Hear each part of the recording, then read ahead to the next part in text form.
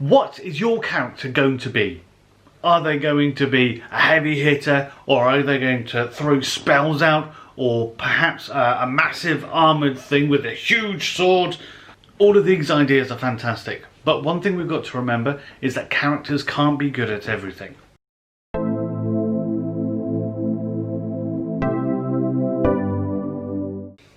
Hello and welcome to Dungeon Guides. My name's Casa, and on this channel we explore 5th edition in a very minute scale so that new players can learn the system from the dungeon up.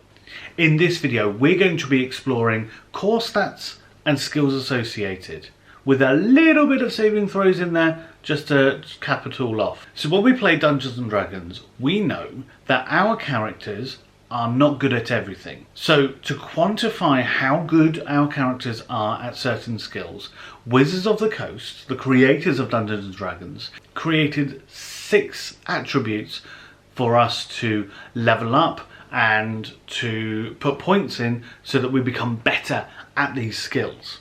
So those attributes are strength, dexterity, constitution, intelligence, wisdom and charisma. Strength is an easy one to explain. Strength is all about how much you can lift or push or drag, or how hard you can hit your enemy with that massive axe. Dexterity is a little bit more interesting. Dexterity is about being sly and sneaky and creeping through and being all agile and all of that good stuff. This score also ties directly into your initiative, which effectively is how quick can you react to whatever the threat is. This score also applies to any thrown weapon. Constitution is all about your health. How healthy is your character? Now in this one, the higher your constitution score, the more hit points you have when you level up. Intelligence is how clever you are. This is more about how well you remember things, or how much you know about religion or medicine or many other things. I'll run through some of the skills with you in just a minute. Wisdom is all about your survival skills, your street smarts, whether you should eat that particular berry, talking to animals, or trying to work out where you are when you get lost.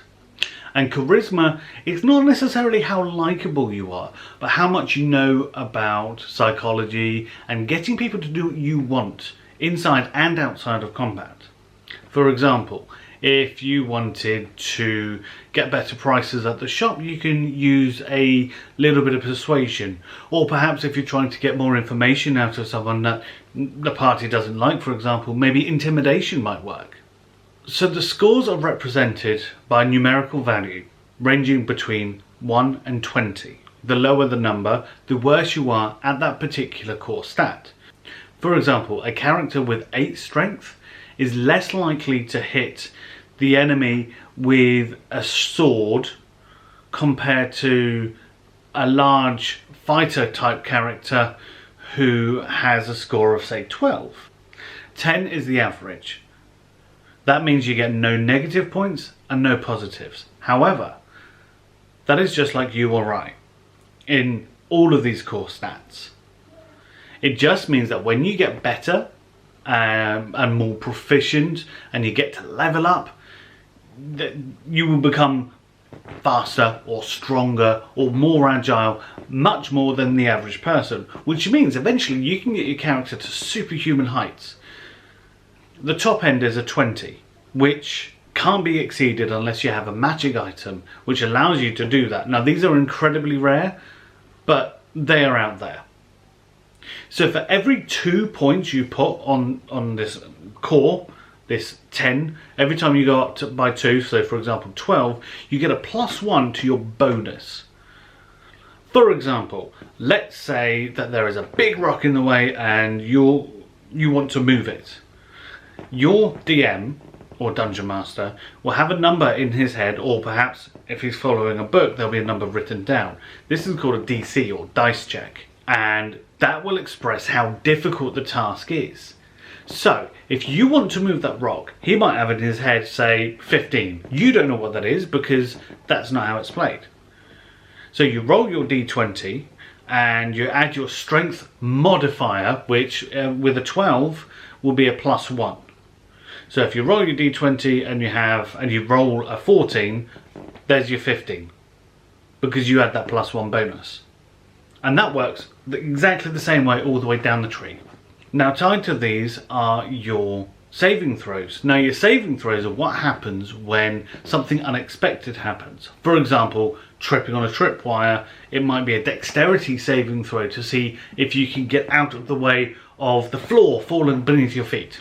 There is also applications for intelligence saving throws, charisma saving throws, depending on the magic and the creatures and all sorts of fun things. Now, but your skills are really crucial. Your skills are tied directly to your core stats. Now, if you downloaded the character sheet from the last video, you will see in the skills column that I highlighted last time that right next to each of the skills there is 3 letters indicating exactly which core stat is responsible. For example, acrobatic is classed as a stat-based skill. Now, some backgrounds and racial features and indeed classes give extra bonuses, proficiency bonuses to some of these scores that you get to choose. This means you get to add your proficiency bonus, which at the beginning is 2, on top of all your die rolls, which means you could be looking at a +5 or more potentially from the word go. Now these skills are everything around the count. Things like finding fruit and vegetables when you're foraging, or speaking to someone nicely with a persuasion, or trying to make someone feel better with a medicine check. That's what this is all about. It's all about the checks. So when it comes to you putting your character together, the first thing you should work out is what you want them to do, whether it's slinging spells or hitting people or being sneaky or whatever. You need to work that out so that when it comes time to generate your core stats, you can put them in the right places. Now, this is totally up to you. You can play something that doesn't quite fit properly, but it's your character. It should also be noted that certain races, classes and backgrounds give you bonuses on top of your stats. For example, half-orcs, I know, have a +2 to strength. What that means is that already they are better at hitting things and they're much stronger than the average person. Elves have a +2 to intelligence, so they would be better about knowledge and possibly even doing magic, for a wizard anyway. This is important because it means that depending on what you want your character to do, you can actually choose the class and the race to merge together to build whatever it is that you want. I really hope you've enjoyed this video.